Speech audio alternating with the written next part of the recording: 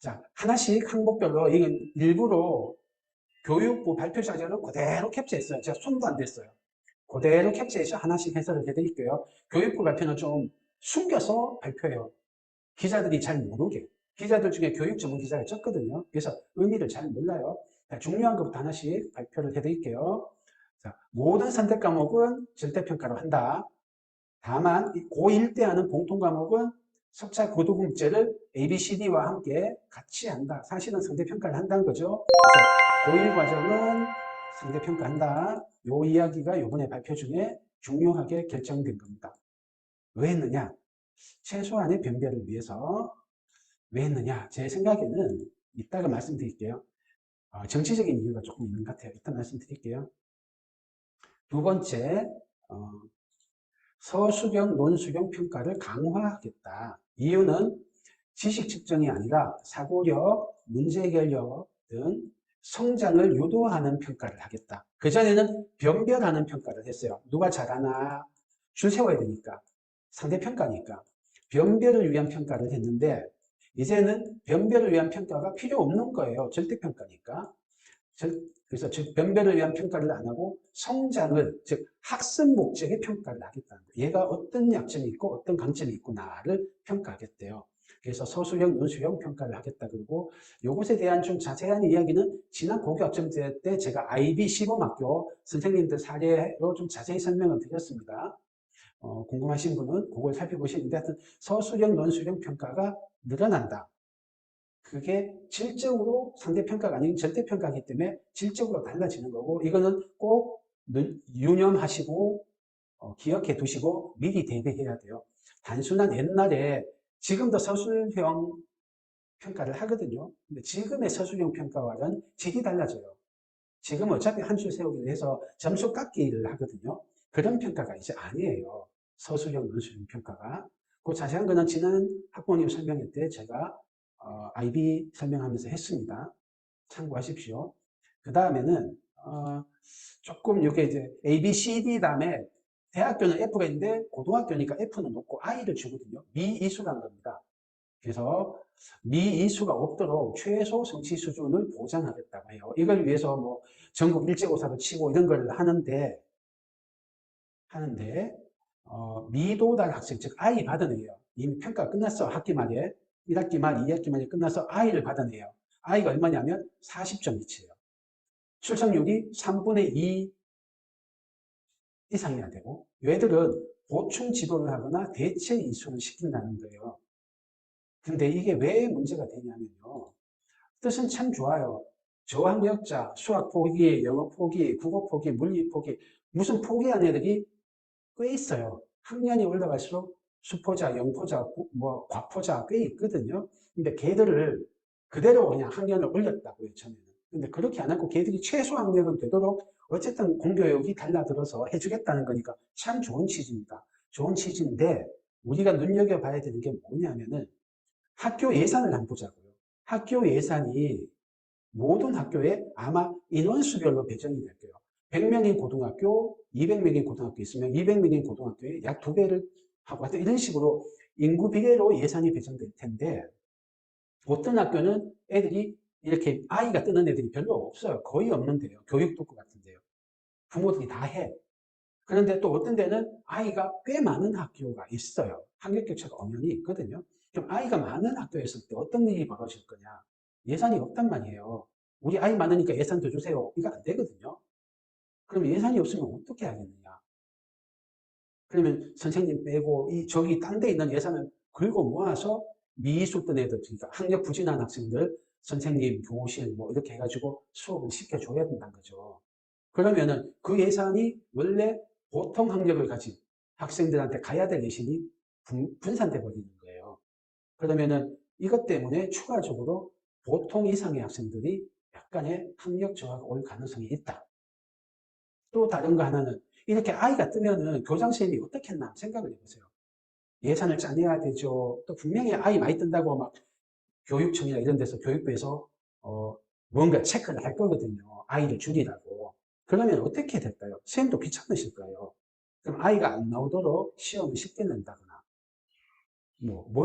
하여튼 일이 벌어질 가능성이 있죠. 그럼 거기에 다니는 상위권 학생이구나 이런 애들은 어떤 일이 벌어질까요? 그리고 거기에서 좀 어려운 과목이 개설될 수 있을까요? 그래서 빈익빈 부익부가 생길 가능성이 있다.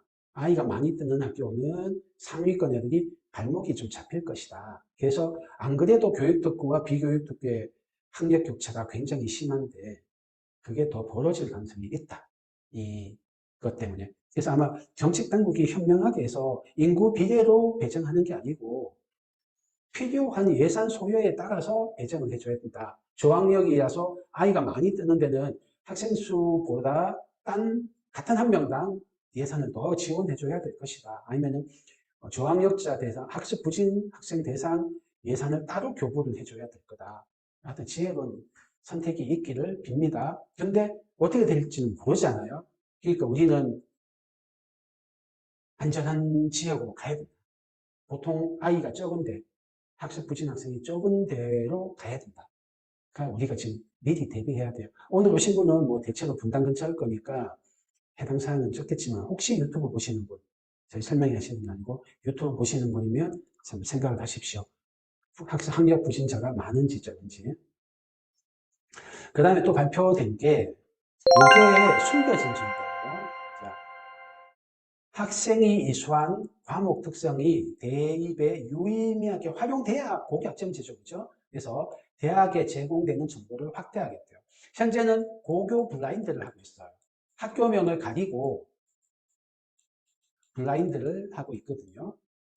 학교명을 가리고 해요. 사실은 그래도 특목고 자사고는 다 알아요. 왜냐면 과목이 완전 다르기 때문에 다 알긴 하지만 그래도 어쨌든 정치적으로는 우리 고교 블라인드야 이렇게 한 거예요. 그런데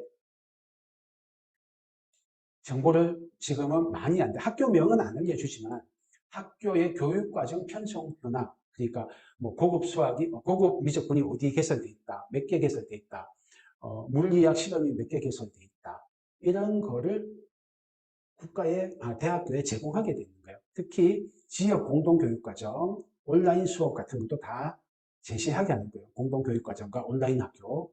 그래서 학생이 뭔 이슈에 따라 학생부에 충실히 기재하도록 하겠대요. 뜻은 맞아요. 이렇게 해야 돼요. 그런데 이게 어떤 일이 생기냐면 이 고교 블라인드라는 정책이 무력화된다는 거예요. 지금은 특목고 자사고는 고교 블라인드가 통하지를 않아요. 그래서 명문대학에서는 특목고 자사고 내신 4등급에 또 서울대가 막 뽑는단 말이에요. 왜냐하면 일반고 1등급을 다 떨어뜨리면서도 얘들이 훨씬 더 우수하니까 뽑거든요. 하지만 그냥 교육특구의 일반고하고 그냥 일반고하고는 고교 블라인드 해놓으면 별 차이가 좀 덜 났어요. 나긴 나요. 알아요. 아는데 그래도 어쨌든 조심은 했단 말이에요. 그런데 이렇게 정보를 더 많이 제공하면은 교육특구의 일반고는 그 갑반고라고 불러요. 애들이, 요즘 애들이. 갑반고. 일반고는 일반고인데 특목 자사고 버금가게 좋은 학교를 갑반고라고 하는데 갑반고를 골라내는 정보가 돼요. 그 다음 갑반고 중에 아주 이제 탁월한 데 말고 그 다음 세컨드 티어, 서드 티어 이렇게 그 다음 갑반고까지 약간 서열을 하는데 쓰일 가능성이 많습니다. 여기가 디테일하게 어디까지 들어갈지 모르겠는데 있어요. 그래서 고교 블라인드 정책이 무너진다. 제가 정치적으로 해석을 해보면 이게 왜 이러냐면 특목고 자사고를 살려놓기로 했잖아요. 뒤에 나오는데 특목고 자사고가 존치되면 어떤 일이 벌어지는 일반고는 폭망이거든요. 특목고 자사고가 너무 좋아요. 근데 정치적 부담이 큰 거예요. 밀란이 나거든요. 아직도 평등주의 성향이 강한 나라인데 부모 잘못으로 애가 특목고 자사고 못 가면 평생 육두품으로 살아야 된다. 절대 명문대학을 못 간다. 이러면은 우리나라 현재 정서상으로는 밀란이 난단 말이에요. 정치적 부담이 크거든요. 그래서 일반고 중에서 강남이나 뭐 이렇게 교육특구의 일반고는 구제할 수 있는 통로 중 하나가 지금 이 정책입니다. 하여튼 그렇게 해서 그런 밀란이 나는 걸 예방하는 용도 아니냐 생각을 하고 있습니다. 그래서 일반고 중에 좀 상위권 일반고까지는 명문대학을 갈 수 있다. 그런데 그 밑으로는 매우 매우 매우 불리하다. 다음 고교 유형 다양화입니다. 자, 자사고, 외고, 국제고를 존치하기로 했습니다. 사실은 이걸 존치하면은 고교학점제랑 안 맞아요. 현재 자사고, 외고, 국제고, 영재고, 과학고 애들은 학력 순서로만 줄을 세우면 일반고를 다 압살합니다. 특히 고교학점제가 되면은 교원의 질도 우수하고요. 배우는 과목도 대학 수준을 배우거든요, 애들이. 그렇기 때문에 일반고에서는 두 발을 다 벗고 뛰어가도 절대 따라갈 수가 없어요. 학력 격차가 너무 크거든요. 근데 고교학점제는 학력 순서대로 뽑겠다는 거거든요. 그렇게 하면은 일반고는 완전 폭망이에요. 갑반고가 더 폭망이에요, 원래는. 그런데 다행인 것은 자사고, 외고, 국제고, 영재고, 과학고 외에 지역의 명문고등학교 갑반고죠. 갑반고는 아까 고교 블라인드를 이용해서 좀 살려주겠다고 한 거예요. 다음 두 번째가 고1 과정 상대평가를 하기로 한 거예요. 실력 순서로 하면 앞서가던 애들이 현재는 그래도 서울대의 한 절반 정도를 일반고, 절반 정도를 특목고에서 가거든요. 학교 수는 특목고가 100개가 안 되고 일반고는 한 1700개 가까이 돼요. 16배가, 17배가 넘는데도 거의 1대1로 가요. 근데 사실은 실력순 가면은 1대1이 아니고 90대 10 정도밖에 안 돼요. 특목고 자체가 90을 가야 되는데 왜 많이 못 가느냐 하면 내신 상대평가라는 족쇄가 있어서 그렇거든요. 그런데 고교학점제 때문에 절대평가로 내신이 바뀐단 말이에요. 그러면은 특목고 일반고, 특목고가 일반고를 완전 압살하게 돼요. 그러면 정치적 부담이 너무 커지니까 고교 블라인드를 일부 완화시켜 주는 거로 갑반고 살려주고 또 하나가 특목고 자사고에 모래주머니 2개 채워놨던 것 중에 하나는 남겨놓은 거예요. 고2 때 상대평가를 하던 건 없앴어요. 근데 고1 때 상대평가는 남겨놓은 거예요. 그래서 모래주머니가 2개 있었어요. 옛날엔 3개였어요. 고3과정도 상대평가인데 현재 고3과정은 거의 절대평가거든요. 그래서 고1, 고2 2개만 상대평가였는데 내신이 고1은 남겨놓은 거예요. 이게 밀란을 예방하는 두 번째 장치입니다. 자, 그런데 사실은 이게 그 정도 특목고 싹쓸이를 예방할 수 있느냐 그건 좀 봐야 돼요. 그 다음에 요거는 문과 성향인 분들한테 하는데 외고하고 국제고를 합친 유형을 만들 수 있다. 국제 외국어고 해서 전문 외고 국제고의 전문 교과를 통합 운영할 수 있다. 이 말이 뭐냐 하면요. 외국어를 전체 수업 시수의 거의 50% 가까이를 외국어만 해요. 어마어마하게 많이 하거든요. 그러니까 수능에 불리했어요, 그동안. 근데 국제고는 그렇지 않았어요. 영어 하나만 해도 돼요. 그래서 국제고가 사실은 옛날 외고의 역할을 좀 했어요. 입시 명문, 문과 쪽 입시 명문으로. 근데 외고가 너무 불리한 거예요. 지금은 외국어 수요가 그만큼 안 많은데. 이제는 뭐 전문, 동시 통역사 인기 이제 별로 없잖아요. 인공지능이 막 통역하고 하니까. 그래서 외국어를 그만큼 외고가 전국에 굉장히 많은데 그만큼 많이 할 필요 없고 하니까 입시에도 불리하고 하니까 외고 인기가 자꾸 떨어졌거든요. 안 그래도 문과가 적은데. 근데 외고 국제고를 합쳐서 할 수 있게 변한 거예요. 제 생각은 그래서 지금 중2, 중1, 현 초6까지가 대입 실적 나오기 전에 얘들이 고1, 2, 3이 되거든요. 그래서 실적 나오고 나면은 세상이 알아볼 건데 그 전까지는 국제 외국어가 약간 저평가돼 있을 것이다. 그래서 좀 생각을 해보시고 지금은 무조건 이과를 가시는데 국제 외국어고를 가는 것도 한번 적극 고려해 보셔라. 서울대 가서 자유전공하면 되잖아요. 자유전공하면은 꼭 문과 과목 듣는 거 아니거든요. 자기가 인공지능하고 뭐하고 뭐 인공지능하고 경영 이런 식으로 결합할 수 있거든요. 서울대 자유전공 가든지 아니면 복수전공하면 되는 거예요. 이과 쪽으로. 인공지능은 다 붙잖아요. 뭐 그렇고 꼭 그거 아니더라도 제 생각에는 문과 자체로도 돈이 되는 과들이 몇 개 있다고요. 돈 안 되는 과도 많지만 그러니까 꼭 실리적인 것만 생각하신다고 하면은 학문하겠다 그러면 뭐겠고 그냥 잘 먹고 잘 살고 취직하고 요거만 생각하신다고 하면은 지금 저평가 됐을 때 국제 외국어고 가는 것도 괜찮다. 외국어 50% 공부하던 페널티가 사라진다. 그런데 저평가돼 있다. 자,